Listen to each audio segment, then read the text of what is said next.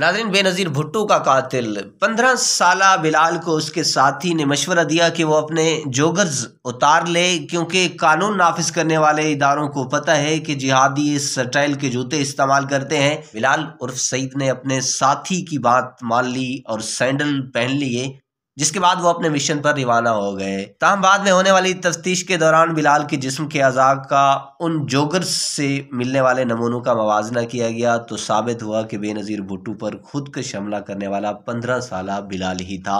Pakistan peoples party के chairperson और साबिक वज़ीर आज़म बेनज़ीर भुट्टो खुद साख्ता जिला वतनी के बाद 18 अक्टूबर 2007 को वापस वतन लौटी थी। उस मौके पर उनके इस्तकबालिया जुलूस पर कराची में हमला किया गया था और उसके बाद 27 दिसंबर को रावलपिंडी में लियाकत बाग में जलसे के बाद उन पर हमला हुआ, जिसमें बेनज़ीर समेत 24 अफराद हलाक और सैकड़ों जख्मी हो गए थे। उनकी हलाकत की तहकीकात JIT स्कॉटलैंड यार्ड और अक़वाम मुत्तहिदा के कमीशन ने की थी। लियाकत बाग में जलसा ख़त्म हो चुका था। बेनज़ीर भुट्टो जलसा गाह से निकलने के लिए बेल्ट प्रूफ लैंड क्रूज़र में सवार हुई, जो दुबई में खसूसी तौर पर तैयार की गई थी। उसी दौरान लोगों ने जिए भुट्टो के नारे बुलंद करना शुरू कर दिए। कारकुनों की मोहब्बत और नारों का जवाब देने के लिए बेनज़ीर भुट्टो की गाड़ी की छत का हंगामी रास्ता खोला गया, जहां से सर निकाल कर उन्होंने नारों का जवाब देना शुरू कर दिया। स्कॉटलैंड यार्ड ने वाक़े के दिन की मुतादिद वीडियोस का मुशाहिदा किया और उनकी रिपोर्ट के मुताबिक उसी दौरान पाकिस्तान के पीपल पार्टी का एक कारकुन गाड़ी पर चढ़ गया और बेनज़ीर भुट्टो को छोड़ने की कोशिश की, जिसको मुहाफ़िज़ों ने ज़बरदस्ती उतारा।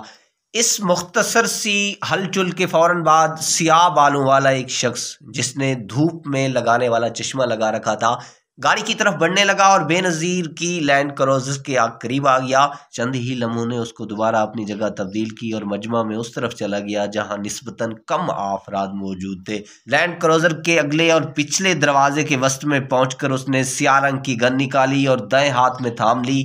तकरीबन 2 से 3 फीट के फासले पर उसने गन बुलंद की और बेनज़ीर का निशाना लेकर लगातार 3 फायर किए। हर गोली के बाद हमलावर ने गन का निशाना थोड़ा तब्दील किया।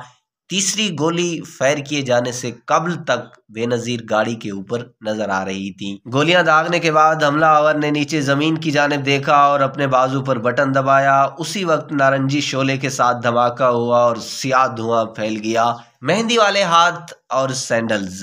बेनज़ीर भुट्टो के कत्ल की तहकीकात के लिए बनाई गई ज्वाइंट इंट्रोगेशन टीम के रिपोर्ट के मुताबिक खुदकश हमलावर का सर धमाके की जगह से 25 फीट के फासले पर मिला, जो पार्क में दाखिली रास्ते के करीब फुटपाथ के करीब पड़ा हुआ था, जबकि एक मेहंदी लगा हाथ उसके सर के करीब से मिला और दूसरा मेहंदी लगा बायां हाथ एक करीबी घर के सामने से मिला।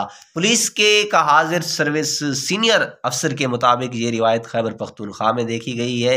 इन हमलावरों का ख्याल होता है कि चूंकि हूरों से मिलने जा रहे हैं, इसलिए साफ सुथरे होकर और दूल्हा बनकर जाएं। पाकिस्तान में शिद्दत पसंदी और उसके रुझानात पर तहकीकात करने वाले मुहक्किक आमिर राना का कहना है कि ईरान में शश तरीक के बानी हसन बिन सबाग के जो फिदायन नौजवान थे, उनमें भी ये रिवायत पाई जाती थी। नाज़रीन, हमारी ये वीडियो कैसी लगी, इसके बारे में एक कमेंट ज़रूर दीजिएगा। हाँ, अगर अभी तक आपने हमारा चैनल सब्सक्राइब नहीं किया तो प्लीज़ इस वीडियो को लाइक और चैनल को सब्सक्राइब करना ना भूलिएगा।